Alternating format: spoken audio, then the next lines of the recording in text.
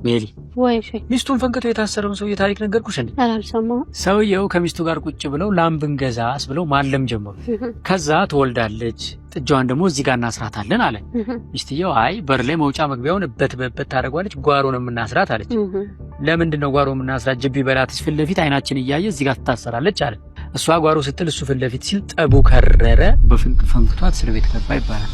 ማለየው በዚህ ዘመን ቢሆን ግን ይሄ ሰውዬ አይታሰርም ነበር። ለምን? ምክንያቱም በኤአር ጥጃዋ የት ጋር መታሰር እንዳለባት ቀድሞው የተወሰኑ ነበር። ልክ እንደ ካስማ ፈርኒቸር። እስቲ ግን እሱን ነገር አሳይ። በጣም ቀላል ነው። ይኸውልሽ በአይፎን አይሰራም። በአንድሮይድ ስልክ መጀመሪያ ፕሌይ ስቶር ላይ ካስማ ኤአር ብለሽ አፕሊኬሽኑን ዳውንሎድ ታደርጊያለሽ። ከዛ በኋላ አፕሊኬሽኑን ከፍተሽ የፈለግሽውን ሶፋ 3D እያገላበጥሽ መምረጥ ትችላለሽ።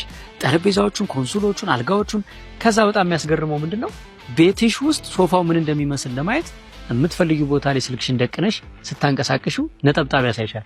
ነጠብጣቡን ክሊክ ስታደርጊው ሶፋውን ያስገባዋል ማለት ነው።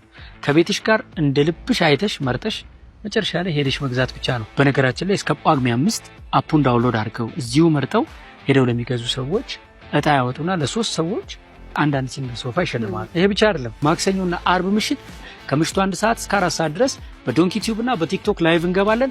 ዘወትር ማክሰኞና አርብ ገብታችሁ አፑን ዳውንሎድ ካደረጋችሁ ለ10 ሰዎች አንሊሚትድ ኢንተርኔት እጣ ያወጣን በየደቂቃው እንሸልማለን ማለት ነው። በጣም ደስ የሚለው ላይቭ ላይ እንግዲህ እንጠብቃለን። ግድ ነው።